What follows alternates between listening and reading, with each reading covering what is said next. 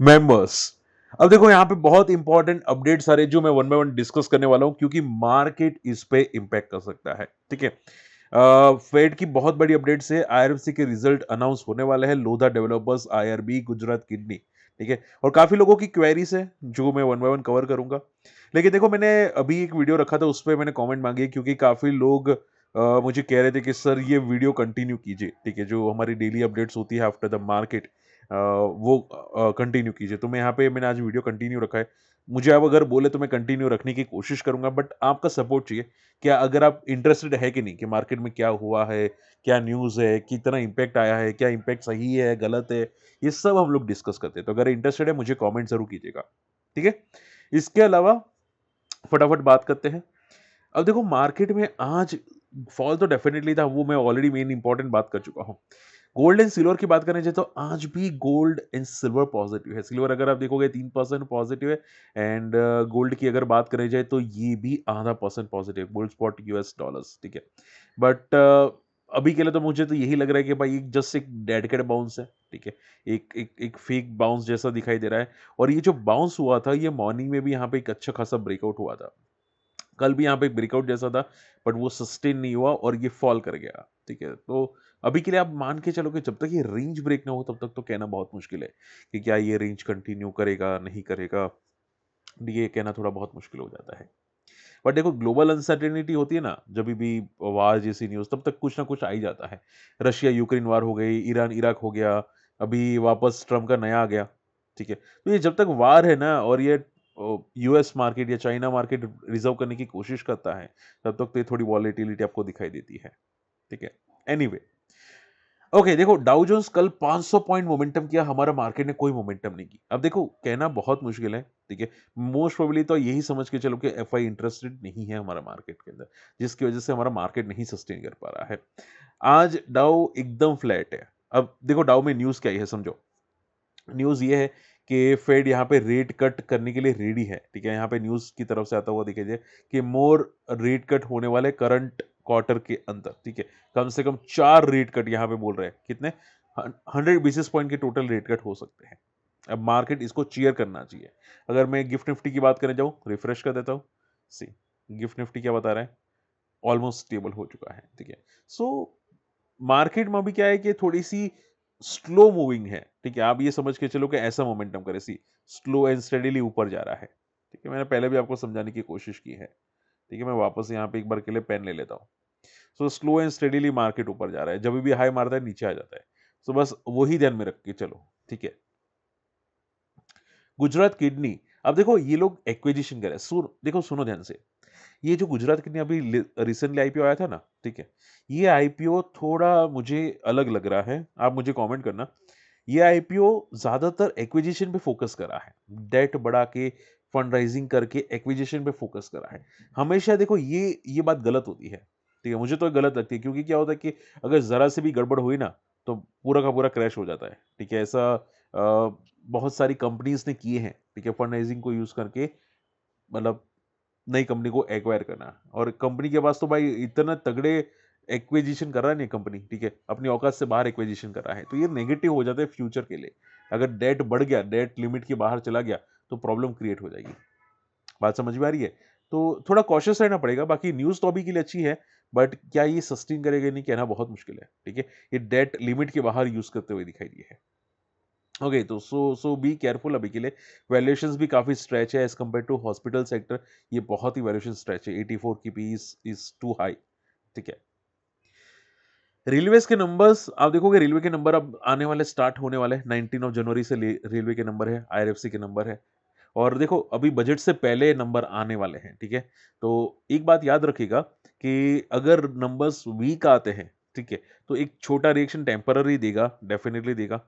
ठीक है, और थोड़ा कॉशियस रहेगा, क्योंकि नंबर्स शायद वीक आने के चांसेस ज्यादा दिखाई देते हैं। लास्ट क्वार्टर भी वीक आए थे, अभी भी शायद वीक आने के चांसेस ज्यादा दिखाई देते हैं रेलवेज की। ठीक है, तो अभी रिएक्शन, छोटी टेम्पररी रिएक्शन अब रेलवे कंपनी स्टार्ट कर सकती है, बिकॉज नंबर्स आने वाले हैं। ठीक है, और ज्यादातर नंबर्स तो अभी वीक ही आते हैं। और बजट बजट में जो आएगा, वो तो बजट के बाद पता चलेगा ना। ठीक है, तो बजट का रिएक्शन ऑलरेडी हो चुका है रेलवे के अंदर, जो हम लोग ने डिस्कस किया था। ठीक है, अब अब अब रिजल्ट का रिएक्शन कर सकता है। ठीक है, तो ये बात याद रखेगा। लोधा डेवलपर्स के नंबर देखो यहाँ पे सी, ये लोग ने प्री सेल्स 25% से बढ़ती हुई दिखाई दी है, बहुत अच्छी बात है। देखो मार्केट में हमेशा याद रखो कि जब भी हाउसिंग की सेल्स बढ़ती है ना, इन शॉर्ट में इकोनॉमी स्टेबल है। यही बहुत सारे जो इकोनॉमिस्ट होते हैं वही मान के चलते हैं कि अगर प्रॉपर्टी रियल एस्टेट बिक रही है, ठीक है, तो इन शॉर्ट में लोगों के पास पैसा है और लोग खरीद रहे हैं प्रॉपर्टीज, ये बहुत अच्छी बात होती है। तो शॉर्ट एंड सिंपल में इंडियन इकोनॉमी थोड़ी बहुत सस्टेन है, अच्छी चल रही है, ठीक है। सो आप ये समझ के चलो कि लोधा डेवलपर्स चार्ट्स के हिसाब से यहाँ पे बहुत अच्छा मोमेंटम करा है, एक बेस क्रिएट करा है यहाँ पे सी, यहाँ पे एक अच्छा खासा बेस क्रिएट करा है, ऑलरेडी काफी पिट चुका है, आरएसए काफी नीचे आ चुका है। अब ये मान के चलो कि अगर ये रेंज तोड़ता है तो अच्छी मूव क्रिएट कर सकता है, but Lodha developers fundamentally strong है, लाइक पॉलीकैब, लाइक आईएक्स। आईएक्स तो ठीक है, अलग है, पॉलीकैब जैसी कंपनी है, स्ट्रांग कंपनी है, रिलायंस जैसी कंपनी है। तो आप ये समझो ये slow and steadily positive momentum trend कर रहा है, ठीक है। Lodha is good, strong fundamental company है। आईआरबी के देखो यहाँ पे बहुत अच्छी न्यूज आ रही है, आईआरबी जिनके पास भी है, कंपनी को बहुत तगड़ा ऑर्डर मिलता हुआ दिखाई दे सकता है, 30 बिलियन का, ठीक है, एनएचएआई की तरफ से। और अगर मैं आईआरबी की बात करने जाऊँ उसी यहाँ पे, छोटी कंपनी है, पेनी पेनी स्टॉक टाइप का, छोटो स्टॉक।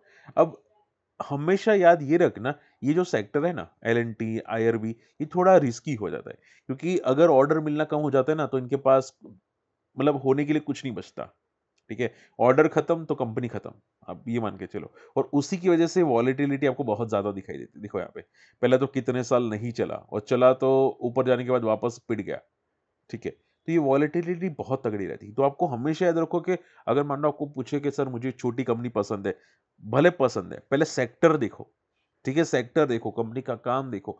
अगर आपको लगता है कि सर अभी के लिए उनके पास 3 साल के ऑर्डर है, लेकिन आगे क्या, बात समझ में आ रही है? सो ये हमेशा याद रखना, क्योंकि ये पैनिक क्रिएट करवाएगा ही करवाएगा, ठीक है। और जो कंपनी लॉन्ग टर्म के अंदर परफॉर्म नहीं कर पाती और आप देखोगे सडनली स्पाइक करती है, ठीक है, आप बोले कि सर कैसी कंपनी है, मैं ऐसी कंपनी कभी चूज नहीं करता, आपको करनी है कर सकते हैं, मैं ना नहीं बोलूंगा, ठीक है।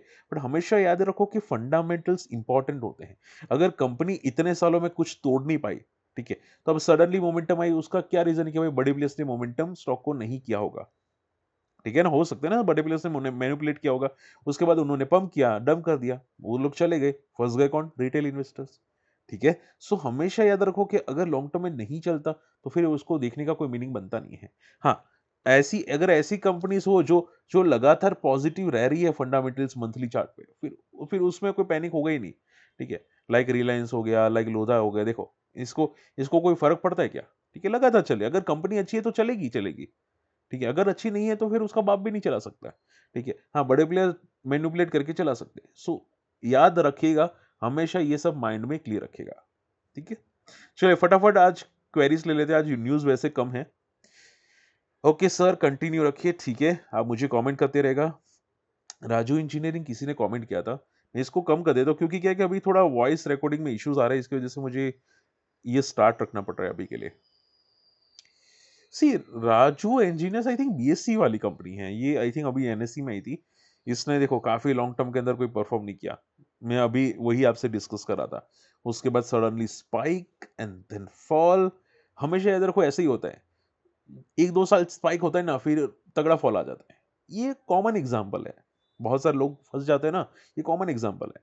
अब देखो अगर टर्न अराउंड हुआ है तो बैलेंस शीट में यहां से टर्न अराउंड अच्छा होना चाहिए, 2023 एक बार देख लेते हैं, ठीक है, क्या क्या टर्न अराउंड हुआ है 2023 के आसपास, ठीक है। सी यहाँ पे देखो 23 से पहले कंपनी ने वैसे टर्न अराउंड थोड़ा बताने की कोशिश की थी, यहाँ पे थोड़ा ज्यादा ही होता हुआ दिखाई दिया, क्योंकि इनका जो रेवेन्यू था वो काफी अच्छा इंप्रूवमेंट आया है, तो थोड़ा बहुत टर्न अराउंड हम लोग बोल सकते हैं।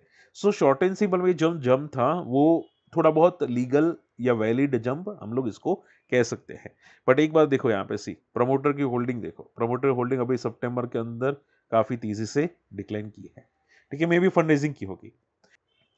सो शॉर्ट एंड सिंपल में ये मान के चलो कि कंपनी ठीक है, ठीक है, एंड कंपनी छोटी है, 1300 करोड़ की कंपनी है, सो उसी की वजह से थोड़ी वॉलिटिलिटी आपको ज्यादा दिखाई देती है। तो शॉर्ट एंड सिंपल में कंपनी में आई डोंट थिंक कोई ज्यादा पैनिक सिचुएशन होना चाहिए, बट ये एक टाइप का पंप एंड डंप भी था, ठीक है।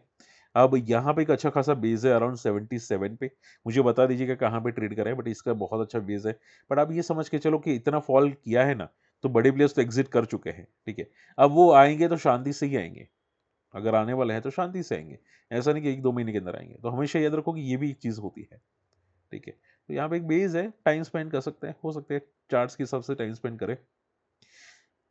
इन्फो बीन्स मुझे किसी ने कमेंट किया था, इन्फो बीन्स अगर मैं गलत नहीं हूं तो यहाँ पे, सो इन्फोबेस न्यू आया है, एफआई ने प्रमोटर ने स्टेक डिक्रीज किया, डेफिनेटली यस। देखो मैंने काफ़ी हमारे जो अकाउंट ओपनिंग मेंबर्स हैं उनको मैंने स्क्रीनर की लिंक शेयर की है, जहाँ पे बहुत सारे जो बड़े प्लेयर्स की एंट्री होती है, वॉल्यूम जनरेट होते हैं, मोमेंटम क्रिएट होती है, स्टॉक मोमेंटम में होते हैं, वो आपको मिल जाता है, ठीक है। तो उसमें इस स्क्रीनर में मैंने भी देखा था, इन्फोबिन्स लाइफ पे ट्रेड कर रहे हैं, वॉल्यूम्स आ रहे हैं, काफ़ी अच्छे ट्रेड हो रहे हैं। अगर आपको स्क्रीनर चाहिए तो मुझे कमेंट जरूर करना। आप हमारे लिंक से अकाउंट ओपन कर सकते हैं, हमारी कम्युनिटी में आ सकते हैं, मेरे स्क्रीनर की लिंक आपको प्रोवाइड कर दूंगा, और फ्री कुछ कोर्सेज है वो मैं आपको प्रोवाइड कर दूंगा, आप जाके जरूर चेकआउट कर सकते हैं। बट हाँ, काफ़ी काफ़ी इंपॉर्टेंट है स्क्रीनर्स, क्योंकि बहुत काम आते हैं। हमेशा स्टॉक सिलेक्शन के लिए स्क्रीनर बहुत काम आते हैं, मेरे पास बहुत अच्छे हैं, ठीक है, क्योंकि मेरा ज़्यादातर जो मैं करता हूँ वो स्विंग ट्रेड ही करता हूँ, ठीक है। तो उसमें आया था डेफिनेटली, मैंने भी क्रॉस चेक किया था। एंड इन्फोबीन्स, एक बात समझो, इन्फोबीन्स थोड़ा हाई बीटा है। देखो अगर आप देखो सी, हाई बीटा का मीनिंग क्या होता है कि भागने के बाद फॉल तगड़ा करता है, वापस फास्ट मोमेंटम करता है, ठीक है। तो इसका कोई भरोसा होता नहीं कि कब ये क्रैश हो जाए, ठीक है। वॉल्यूम्स आते हैं, मोमेंटम सस्टेन करती है, ठीक है, बट ये कब क्रैश हो जाए कोई भरोसा नहीं रहता। तो इसकी वजह से क्या है कि छोटी कंपनी है, ठीक है, मोमेंटम आ रही है तब तक आ रही है। अगर ये 800 के ऊपर सस्टेन कर रहा है तब तक पॉजिटिव, 800 जैसे ब्रेक किया वापस नेगेटिव, ठीक है। तो मैंने भी देखा है मोमेंटम काफी अच्छी है इन्फोबिन्स की। प्रीमियम एनर्जी, एक सर ने मुझे कमेंट किया था कि सर मैंने प्रीमियम एनर्जी ट्राई किया है। ओके, देखो एक बात समझो sir, premium energies, I think आपने प्रीमियम एनर्जी शायद किया बोला होगा, मैं गलत नहीं होता यहाँ पे, क्योंकि दो कंपनी है। देखो एक बात समझ के चलो, अभी के लिए इनके रिजल्ट्स बहुत इंपॉर्टेंट है। हमेशा मेरा माइंड ये होता है कि रिजल्ट अगर नज़दीक हो तो मैं पहले कोई स्टॉक में ऐसा एंट्री नहीं करता, अगर मेरा व्यू लंबा है तो 6 महीने, 7 महीने, 10 महीने लंबा है मैं नहीं करता। आपको करने कर सकते, कोई डाउट नहीं, बट होता क्या है कि रिजल्ट अगर ज़रा सी गड़बड़ है तो वापस पैनिक रिएक्शंस आ जाते हैं, ठीक है? ये एक थोड़े डरावनी वाली बात होती है। पॉइंट नंबर 2, कंपनी अच्छी होती है, ठीक है। ये कंपनी ऑलरेडी हम लोगों ने डिस्कस की है, फंडामेंटल्स बहुत अच्छे हैं, ठीक है। दम है कंपनी के अंदर, वैल्यूएशंस काफ़ी अट्रैक्टिव है, 28 की पी, ग्रोथ है, रिन्यूएबल के अंदर है। सो कंपनी अच्छी है, आज नहीं तो कल, कल नहीं तो परसों टेक्निकल चार्ट्स पे पॉजिटिव हो जाएगी। बट इसका अभी के लिए देखो, समझो अगर 800 लेवल तोड़ता है ना, तो कहना बहुत मुश्किल हो जाता है कि इसका सपोर्ट और क्या होगा, क्योंकि इसने लिस्टिंग का लो तोड़ा होगा। प्रीमियम मैनेजर्स ने अगर 800 का लेवल तोड़ा होगा तो लिस्टिंग का लो तोड़ा होगा। तो अगर वो टूटता है तो फिर कहना बहुत मुश्किल हो जाएगा कि कहाँ पे सपोर्ट लेगा, ठीक है। हालांकि दम है कंपनी में, हो सकता है टाइम लेके वो रिकवर करे, ठीक है। सो ये बात ध्यान में रखिएगा, ठीक है। थोड़ी वॉलेटिलिटी आ सकती है, हो सकता है रिजल्ट से पहले आ जाए। ये बाकी कंपनी खराब नहीं है, कोई कोई इश्यू वाली बात नहीं है यहाँ पे। ओके, लास्ट क्वेरी आ जाती है, I think so last query है आनंद राठी, और लास्ट, ठीक है, आनंद राठी देख लेते हैं। ये जो आनंद राठी वेल्थ है ना, ये कंपनी सभी ब्रोकिंग कंपनीज बहुत अच्छी है, ठीक है। ज्यादातर लोग शेयर मार्केट में आ रहे हैं तो ब्रोकिंग कंपनीज के लिए बेनिफिट होता है। पर देखो सबसे इंपॉर्टेंट पॉइंट पता है क्या है, सेबी के जो रूल्स होते हैं ना, रूल्स रेगुलेशंस, ये बहुत है। जब तक उनकी आंखों से पर्दा नहीं हटता ना कि लोगों को मार्केट में आना चाहिए, तब तक तो ये इशू क्रिएट होगा, ठीक है। ये ब्रोकर्स ज्यादा वैल्यू नहीं कमा पाएंगे, ना ही पब्लिक कमा पाएगी, ठीक है। मैं एपी हूँ, मैं जानता हूँ। देखो मैं आपको बता नहीं सकता कि सेबी के रूल्स इतने खतरनाक है ना, इतने खराब है ना, ठीक है। मतलब मैं पागल हो जाता हूँ यार, सीरियसली मेरा दिमाग, मतलब इतना खुजलाने का मन करता है ना, इतने सारे रूल्स है। वरना क्या कि पब्लिक को सपोर्ट करने के लिए हम लोग रेडी रहते हैं, जो ब्रोकर होते हैं, सब ब्रोकर होते हैं, ठीक है। बट ये रूल्स मतलब आंख फाड़ो रूल्स होते हैं यार। मतलब मैं बोलता हूँ भाई, एटलीस्ट रूल्स थोड़े इजी करो ताकि हम लोग गाइड कर सके किसी प्रॉपरली किसी को, ठीक है। वीडियो के माध्यम से पूरी की पूरी गाइडेंस उनको दे सके, भले रिकमेंडेड ना दे लेकिन प्रॉपर गाइडेंस दे सके। बट नहीं, यूट्यूब के माध्यम से प्रॉपर गाइडेंस डिटेल में नहीं बता सकते अभी के लिए। मैं आर्य बनूंगा अभी, ठीक है, प्रोसेस चालू है। और एनीवे सो बंदे में दम है, ठीक है, आनंद राठी। ब्रोकिंग कंपनी हमेशा देखो वैल्यूएशन अनलॉकिंग कभी भी हो जाती है, ठीक है। ये एक बात बहुत अच्छी होती है कि वैल्यूएशन अनलॉकिंग होती है, ये I think wealth management company है, अगर मैं गलत नहीं हूँ तो यहाँ पे, ठीक है। सो सेक्टर बहुत अच्छा है वेल्थ मैनेजमेंट कंपनी का, डेफिनेटली अच्छी बात है, ठीक है, ग्रोथ है डेफिनेटली। बस इसका वैल्यूएशंस को देख के ट्रेड करना, क्योंकि अगर वैल्यूएशन स्ट्रेच है तो आज नहीं तो कल थोड़ी प्रॉफिट बुकिंग करेगा, साइडवेज हो जाएगा, देन वापस चलेगा, ठीक है, लाइक ऐसे सी, ठीक है, ऐसे साइडवेज हो जाएगा देन वापस चलेगा, उस टाइप का मोमेंटम रहता है, ठीक है, अगर कंपनी स्ट्रांग हो तो। And last not the least, Selchar tech. Okay, Selchar tech के बारे में डिस्कस कीजिए।